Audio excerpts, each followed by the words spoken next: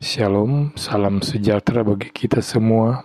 Saat ini saya akan membawakan renungan berjudul Tanggalkan Bintangmu. Bacaan Alkitab terdapat dalam 2 Raja-Raja pasal 5 ayat 9 sampai ayat 14 yang berkata demikian. Kemudian datanglah Naaman dengan kudanya dan keretanya lalu berhenti di depan rumah Elisa. Elisa menyuruh seorang suruhan kepadanya mengatakan, "Pergilah mandi 7 kali dalam sungai Yordan, maka tubuhmu akan pulih kembali, sehingga engkau menjadi tahir." Tetapi pergilah Naaman dengan gusar sambil berkata, "Aku sangka bahwa setidak-tidaknya ia datang keluar dan berdiri memanggil nama Tuhan Allahnya, lalu menggerak-gerakkan tangannya di atas tempat penyakit itu, dan dengan demikian menyembuhkan penyakit kustaku. Bukankah Abana dan Parpar, sungai Damsyik, lebih baik dari segala sungai di Israel? Bukankah aku dapat mandi di sana dan menjadi tahir?" Kemudian berpalinglah ia dan pergi dengan panas hati. Tetapi pegawai-pegawainya datang mendekat serta berkata kepadanya, "Bapak, seandainya Nabi itu menyuruh perkara yang sukar kepadamu, bukankah Bapak akan melakukannya? Apalagi sekarang ia hanya berkata kepadamu, mandilah dan engkau akan menjadi tahir." Maka turunlah ia membenamkan dirinya 7 kali dalam sungai Yordan, sesuai dengan perkataan abdi Allah itu. Lalu pulihlah tubuhnya kembali seperti tubuh seorang anak, dan ia menjadi tahir.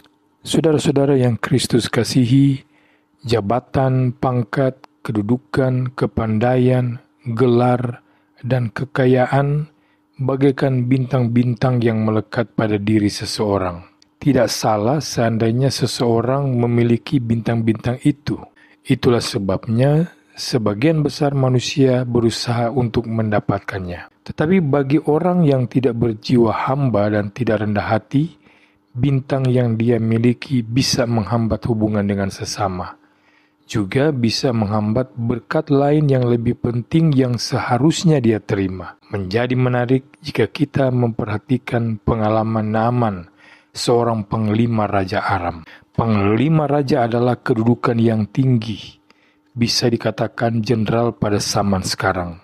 Di institusi kemiliteran termasuk zaman dahulu, panglima adalah kedudukan terhormat dan sangat dekat dengan raja. Tidak mengherankan kalau Alkitab mencatat Naaman terpandang di hadapan tuannya dan sangat disayangi. Bawahannya juga akan sangat menghormatinya. Tidak menutup kemungkinan harta pun akan mengalir ke dalam rumahnya. Dari segi bintang, Naaman sudah mendapatkannya. Tetapi satu hal yang menjadi batu sandungan bagi dirinya adalah penyakit kustanya. Kedudukan dan kekayaan, hormat dan pujian menjadi seperti tidak berarti ketika seseorang terkena kusta. Namun Tuhan masih sayang kepada Naaman. Tuhan masih memberi kesempatan kepadanya untuk sembuh. Berkat Tuhan masih tersedia baginya. Hanya saja untuk menerima berkat yang sangat dibutuhkan itu, Naaman harus mau menanggalkan bintangnya. Sekalipun panglima, Naaman harus mau datang kepada Nabi Elisa yang tidak punya kedudukan apa-apa di dunia politik dan kemiliteran. Dia harus bersedia menuruti perintah orang lain. Dia harus melepaskan baju kebesarannya dan semua orang akan melihat kustanya. Dan dia harus rela membenamkan dirinya di sungai Yordan sebanyak 7 kali, sekalipun sungai Yordan tidak lebih baik dari sungai-sungai di negerinya. Terbukti bahwa keengganan Naaman menanggalkan bintangnya membuat dia tidak bisa menerima berkat yang dia butuhkan. Tapi sebaliknya, ketika dia bersedia menanggalkan bintangnya, berkat itu pun sampai kepadanya. Saudara-saudara yang Kristus kasihi, Tuhan tahu kita mengidap kusta-kusta. Kusta itu bisa berupa kekhawatiran, ketakutan, ketidaktenangan, masalah keuangan, penyakit, kesombongan, dan lain-lain.